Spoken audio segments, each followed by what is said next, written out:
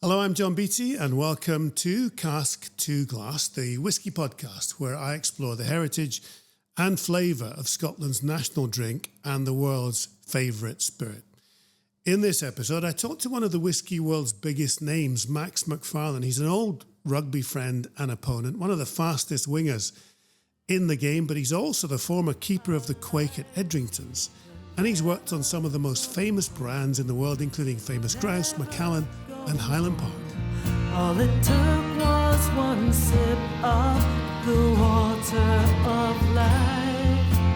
Hello, I'm John Beattie. Welcome to Cask to Glass, the whisky podcast. We're in the Strathdewy Whisky Bar in the middle of the Merchant City. I'm delighted that with me today, Max McFarlane, Master Blender. Hello. Hello, John. How are you? I'm very good. Nice to be with you. Nice to be with you too. First of all, how do you take your whisky? Usually with one ice cube. One ice cube. That's it. Straight, one ice cube. See, now I do as well. But everybody you see on YouTube or whatever says, well, now you got to dilute with water. Just an ice cube. Well, most whiskey glasses don't have the tulip effect, which most nosers use. So when you put the water in, that gives you, it gathers at the top of the glass. Whereas a normal whiskey glass is very wide, and you don't really if you put water in it, the nose just goes into the air. Whereas if you're lucky enough to have a tulip glass, then you could put one drop of water in and it gathers at the top. Uh-huh. But for most people, for me, the big whiskey glass, ice cube. Wow, I never thought you'd say that. And of course, the problem with that is you have to watch the ABV of the whiskey that you're drinking, because there's a lot of cask strength whiskies now. So what I would suggest would be, if you have the bottle in front of you, first thing you do, check the ABV, because 40 with an ice cube is very pleasant. Right. If you have a cask strength, which can be up to 58, 60 ABV with an ice cube in it, it can be quite difficult to take. So I would suggest, if to most people, have a look at the ABV in the bottle first, and then decide an ice cube. If it's a cask strength, dependent, if you like cask strength, that's all to the good. Yeah. But cask strength, a couple of drops of water for me. I first knew you when you were a flying winger, couldn't catch you at rugby. And then you got into the whiskey market, but you didn't start off making or nosing whiskey, did you? No. My interview was with a famous family at that time. I started working for Lang Brothers at that time at Ardgowan Distillery, and my first interview was not with Mr. Lang, but he joined the second interview. But he was sitting behind me, and halfway through the interview, Mr. Lang piped up, "McFarlane, are you one of these drunks that throws empty beer cans into my back garden?" And I thought, oh, what's happening here? Because I was at Hillhead, he stayed on the corner. And at that time, because he was always complaining about the noise from the discos. So at that point in time for Lang Brothers, I was basically in admin. And but Lang's had a great policy whereby you went through every different department. And I went through every department, and then I was fortunate enough to meet the boss of the Robertson and Baxter at that time in the lift. And he said, "McFarlane, how are you getting on?" I said, "Oh, I'm really enjoying being up at Lang's." And he said to me, "Would you like to come down and work for Robertson and Baxter?" And at the time, working for Robertson and Baxter was like winning a gold medal, because you get so well looked after. And it wasn't long after that I was always in and out the sample room. Yeah, you were poached. So we've got a few whiskies here, and I'm just conscious. I think you've nosed, am I right? You've nosed almost every Scotch whiskey. Is that right? Pretty much? Pretty much everyone. Yep. Every single one? Yep. So you're the man to ask, what makes a great whiskey? And how would I tell, or how do we tell? What makes a great whiskey is quite simple. It's a cask. Is it? If you don't have good casks, you don't have good whiskey. It's as simple as that. So you have to spend a fair amount of money to get good casks. Everyone talks about, the different shapes of the stills, etc. So the new spirit can be slightly different, but essentially, to have good whiskey, without a shadow of a doubt, you need good casks. American oak casks or European oak casks. Effectively, if you don't have that, you effectively don't have good whiskey. Really? So it's not the distilling process? the distilling process plays a part. You know, maybe if you're looking at a whole, the distilling process would probably be maybe about 20%. But you can have the best new spirit that you can possibly produce, but you need good cask to mature it. And obviously, as we know, it has to be in for 3 years. So there's different types of cask. You can have first fill sherry casks.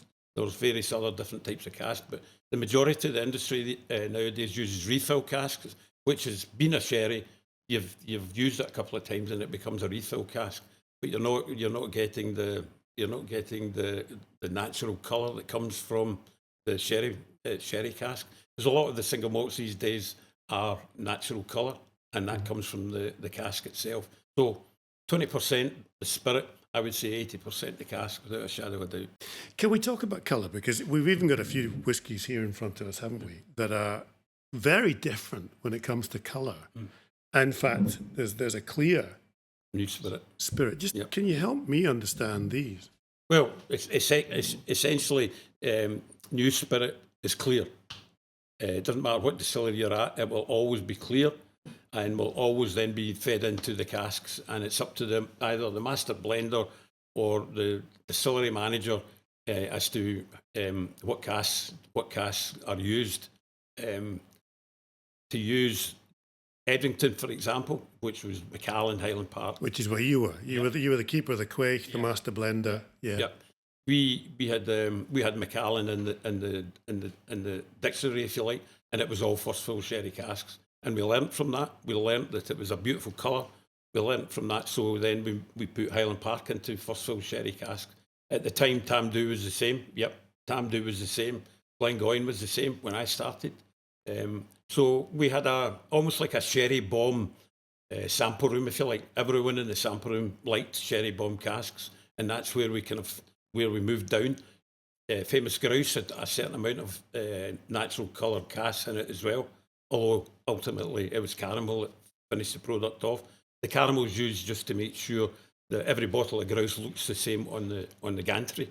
And then, but for me, and I could be wrong. A lot of the other master blenders might not agree with me, but I was always a sherry bomb person. I liked the sweetness. I liked the taste in the palate, which was like I describe it as a Dundee cake or a Christmas cake. You know, you get your currants, you get black currants and things like that. So it was always there for me to see, and that's always been my favourite. But the spirit itself is reasonably easy. It's hot water, yeast, and malted barley. Fairly straightforward. The difference then becomes in the shape of the stills. You know, depending on the shape of the arm of the still, that then can change the spirit from one way to the other. Heavily peated is obviously malted barley that comes in already heavily peated. Yeah. So that's done manufactured.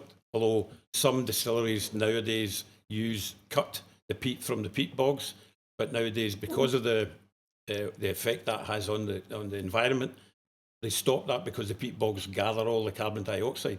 But essentially, the new spirit starts off clear. Depending on the cask, it will depend on how it will look in the bottle. If you're enjoying Cask to Glass, the Whisky podcast with me, John Beattie, we'd love you to subscribe wherever you get your podcasts and follow us on socials at C2G Whisky. That's the letter C, numeral 2, letter G, followed by the word whiskey. And please keep on listening. You mentioned colour, and as we said, some of these are very different colours. And you mentioned that we use caramel to make a product like Famous Grouse. Homogeneous, effectively. How important is colour? What's the research say about? I look at a bottle of whiskey and I see a nice light colour or a nice dark colour. How does that play in my mind? What does research say about colour? Well, I think the adage in Scotland is the darker, the better. And you know, I think even if you're not a whiskey drinker, I think you would be more inclined to go towards the darker stuff than you would to the lighter stuff. But the lighter stuff, as I said, is done just to make sure that, you know, like the first 5,000 cases of grouse that's blended looks the same as the next 5,000. And that's all done computer. It's all done by computer nowadays. Natural colour can be exciting because you can have a Highland Park or a Draftsman, which are both natural colour. The second batch that's made could be slightly different, and it's a talking point. And the more we talk about whiskey out there, the better for me. And the more we educate people, the better. For me, this probably want to edit this out. No, we're going to keep it in. I promise. I think the history of Scotch whisky should be taught at school. Not taking bottles in, like I go into a school and teach them how to sip it, and the history of it is so important. Yeah. And we know that there's between 40 and 50,000 jobs rely on it. So for me, I think education about anything is important. For me, especially education about whisky is very, very important, because virtually every country in Europe has now got their own distillation project. They can't call it Scotch, obviously, but they can make it almost as good.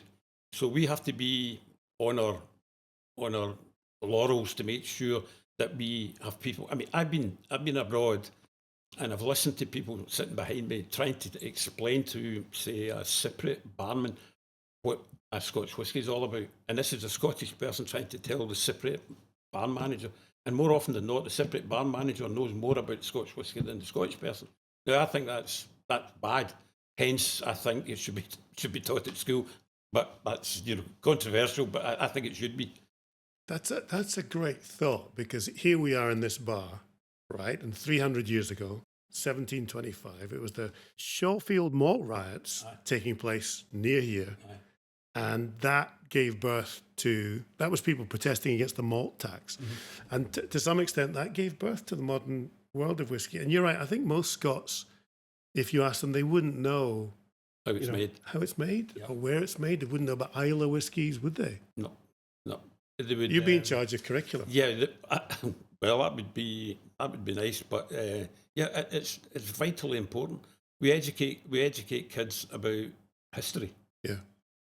Well, Scotch whisky is part of the history of Scotland, so it should be in there as well. Single biggest UK commodity export, is that right? Absolutely. Huge market. Yep. France is the biggest by volume, and the USA is the biggest by value. And you think we don't talk about it enough? No. Really? Definitely not. Definitely not. Wow. We drink plenty of it. I don't think. It'd be interesting to know how many people who have a dram of a Saturday night know how it's made. Well, let's talk it up then. The best whiskey. What do you think the best whiskey is? Well, the best whiskey I had to deal with personally was 50-year-old Highland Park. Not because it's 50 and because it's the best. It had a fantastic story behind it as well. These casks had lain at the distillery in Orkney for goodness for obviously 50 years. It's a beautiful distillery, that. And Highland they were discovered apparently in the corner, these three casks. So we thought, right, we'll get them down to Glasgow, and I could sample them. So it turned out they were absolutely fantastic casks. And okay, we'll get them down to Glasgow. But unfortunately, P&O wouldn't take all three of them on the boat because of insurance purposes.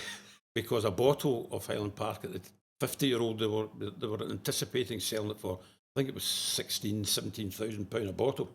So divide that into the casks that were coming down. P&O refused to bring them down altogether. They had to bring them down one at a time.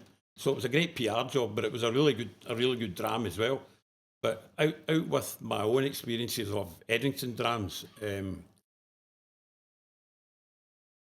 Aberfeldy 25 I thought was really, really nice as well. And further north, Clynelish was really good. Where's that? That's just beside Brora. I had experience because my sister stays up there, and they always had Clynelish with the steaks up there. And then I had Clynelish on its own without the steaks, and it was really nice. What made them special? So you got to taste something. So we've got some whiskies here, but you taste a whiskey and you go, that is brilliant. Well, first things on is I would nose it first. I would nose it first.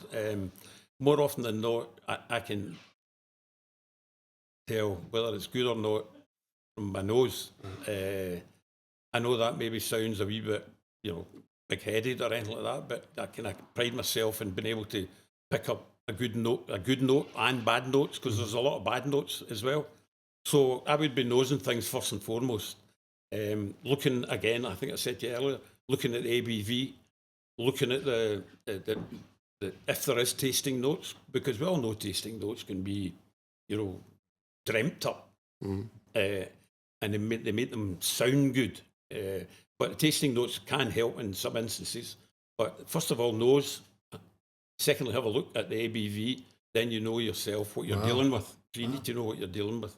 And then pour a wee dram in the tulip glass, and then nose it again because it will pick it up on the top of the glass. And then sip it again. And I tell people who are tasting whiskey, the important thing is to remember that the sweet receptors is at the front of your tongue. So don't just put it in and throw it back. And then, because we all know people who drink whiskey immediately think it's going to be, it's going to burn all the way down. So you try to get over that. You try to tell them, look, bring it right round your mouth, bring it to the front of your tongue. Sort of make it almost romantic, as opposed to this horrible thing that's going to burn all the way down to your stomach. So I would always tell them to put it in and bring it round to the front of your tongue, and then just let it slip down gently.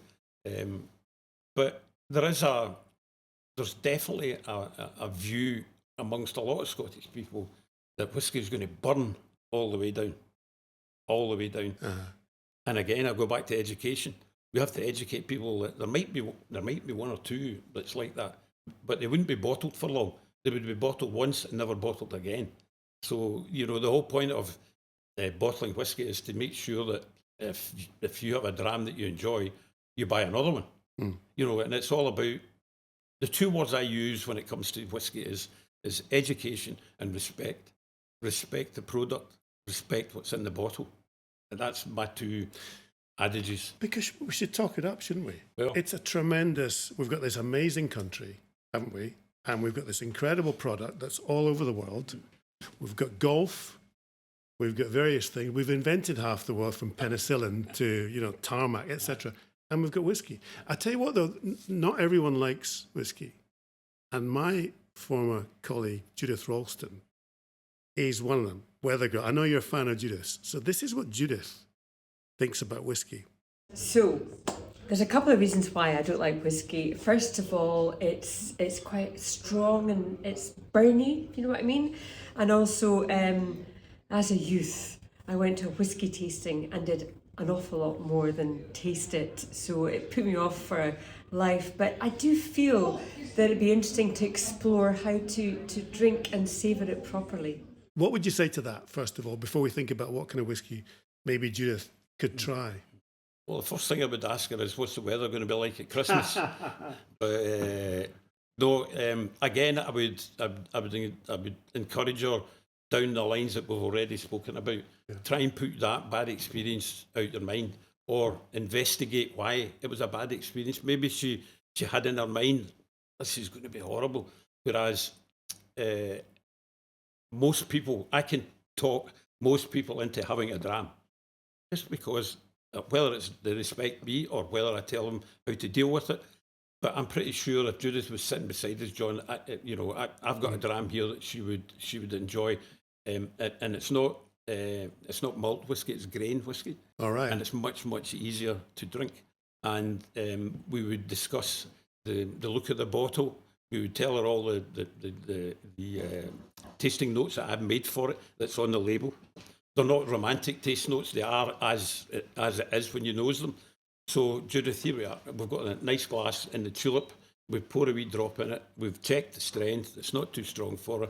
And I would say to her, Judith, when was the last time you were at the cinema with your husband? Mm-hmm. And, of course, Judith would be thinking, Max, what are you talking about? No. Now nose the glass. Mm-hmm. And remind me what the first thing is you smell when you go into the cinema. More likely than not, she's going to say popcorn. Really? Popcorn. And then I would introduce the glass to her nose, and undoubtedly, as you did earlier, she would go, oh, popcorn. Yeah. So at that point, you've got her. You've got her. She's not thinking, oh, this is going to be horrible. This is going to be horrible. You've got her. You've got her in the palm of your hand.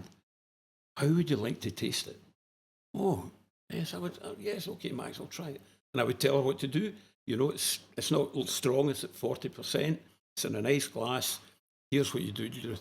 You put it in your mouth and you just right round. And remember, the front of your tongue is where your sweet receptors are.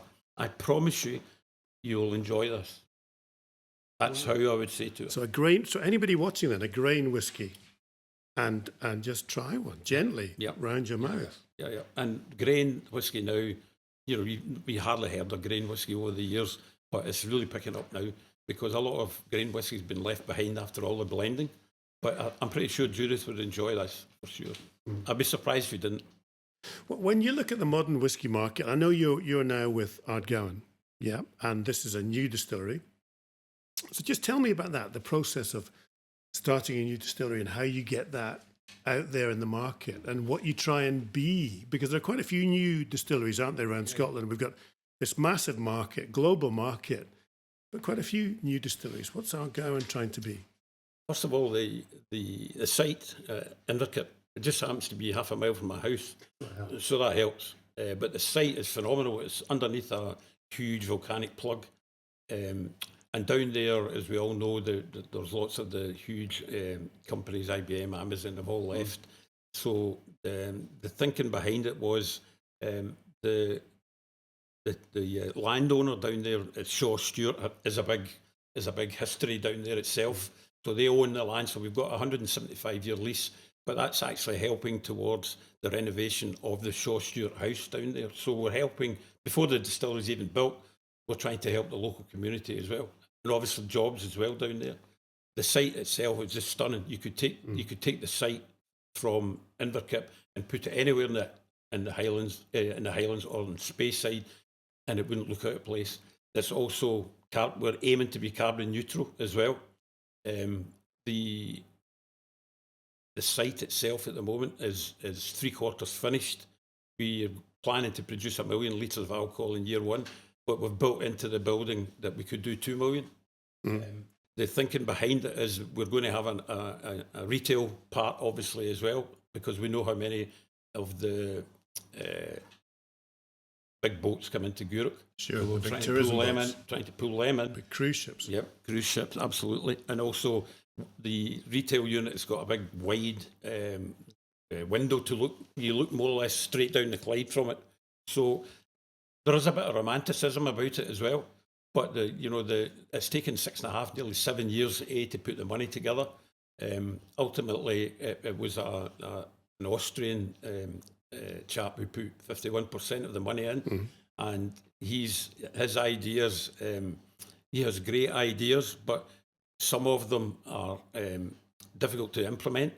But the one idea that we are implementing is, you're probably aware, John, that there's casks, the barrels, hogsheads and butts. So 120, 250 and 500. Mr. Graham wants a cask of 700 litres of alcohol. So he's called it an infinity cask.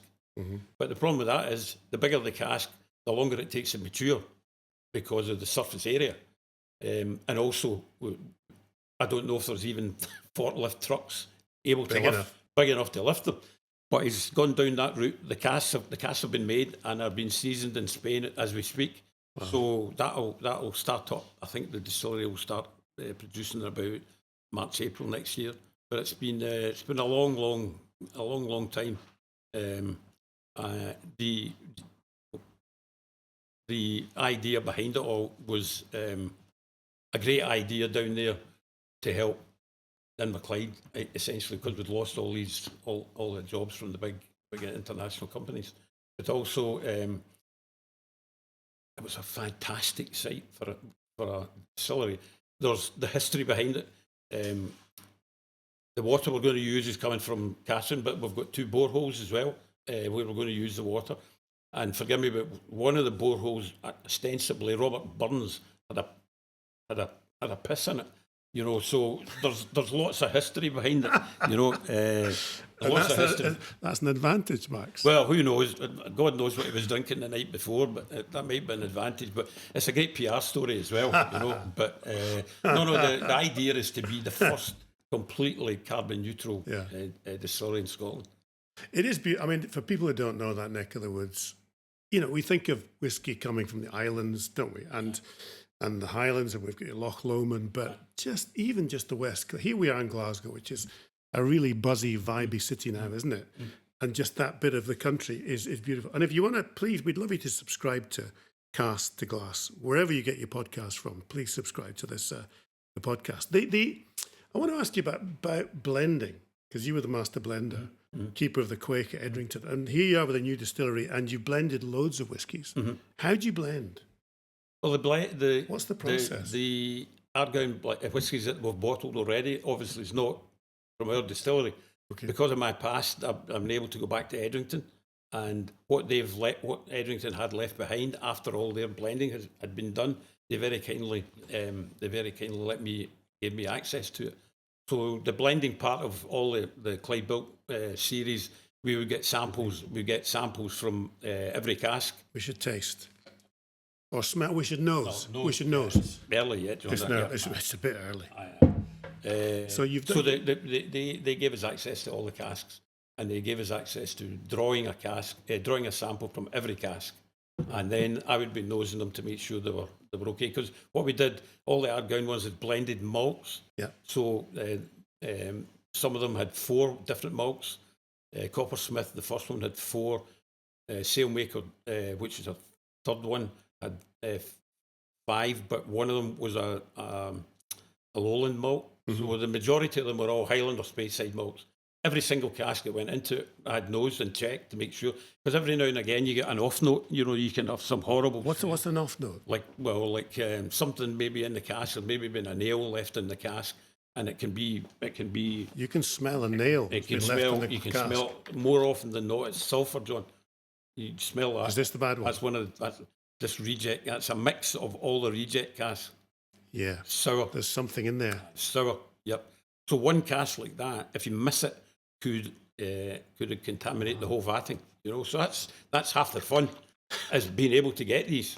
Because if you miss it, it comes through later on, and your boss says, "Oh my God, that smells. There's something wrong with that." So you have to have a good nose. Essentially, blending is all about just something that I was given the permission at Edrington by the directors. They just trusted me, that I had a good nose. So over the years, I've had COVID 3 times and come out the other side with my nose still intact. Goodness only knows what else is not intact, but my nose is still intact. So I've been very lucky on that front. Could you? we should have done it. Could I have blindfolded you and lined up 10 whiskies and gone, right, Max? What are they? I knew you were going to. I don't believe anybody could do that. Oh, I see. You could do it. You could probably do it from a bourbon cask, an American oak cask, a Spanish oak cask, or a reject cask, or a refill cask, which is not quite as good. Yeah. But I would find it. I think it's a bit romantic. There's too many. There's too many. Too many. Okay, silly question. No, it's not a silly question. It's a question that a lot of people ask me. Do they? And I just say, well, look, to be honest with you, no. It's as simple as that. I couldn't do it. And maybe on taste, but I don't believe anyone could do it on the nose. We've mentioned casks a lot, and there is a huge market now in casks, isn't there? Yeah. You can buy a cask and have it laid down. And tell me about that market. What happened? Well, because you're involved in that too. Ardgowan, obviously, the thing with Ardgowan or any new start, you have to have funding coming in. Mm-hmm. One way to do it is to bottle whiskey that you can, and the other way is to sell some casks.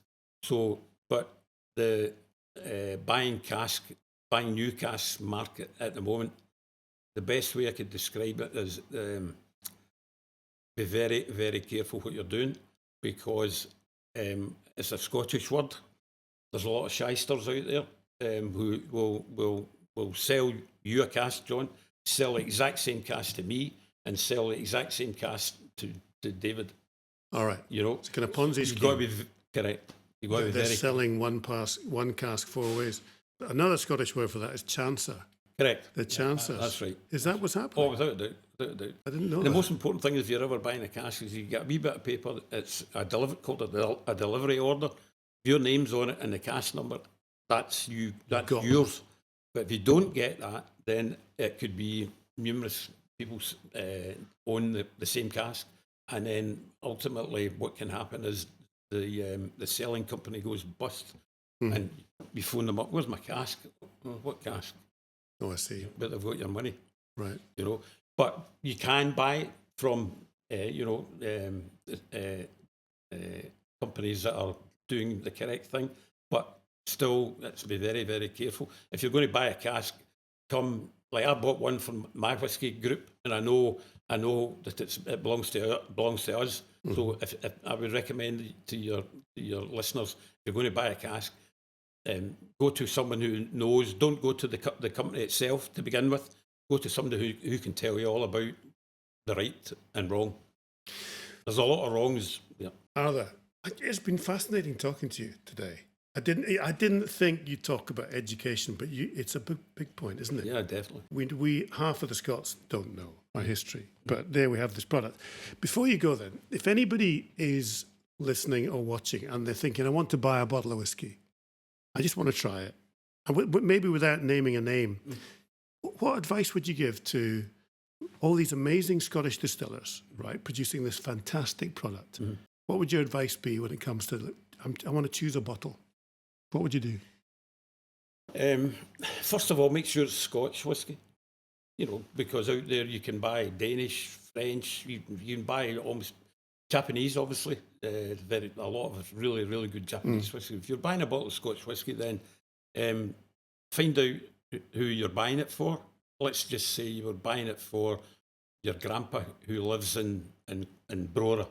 Well, you would buy a bottle of Clydebuilt for him because it's the local distillery. Mm-hmm. Be very careful about the price as well, and the age. Check the age. Make sure the age equates to the price. That sort of format as well. But if you're no experience whatsoever in buying a bottle of whiskey, then your Isla won't go far wrong. Orkney, Highland Park, Jura, and in the central belt, probably Auchentoshan. Mm-hmm. And amongst again, all just that, down the road, exactly. And amongst all that, you've got lightly peated, heavily peated Jura. So again, it's about helping the local area. You know, if the more bottles of Jura that's sold, the longer the distillery will stay open, etc., etc. And obviously, I would have to say, you know, if you can get your hand on any Clydebuilt bottles, then buy a bottle of Clydebuilt. Let me know, and I'll come and sign it for you as well.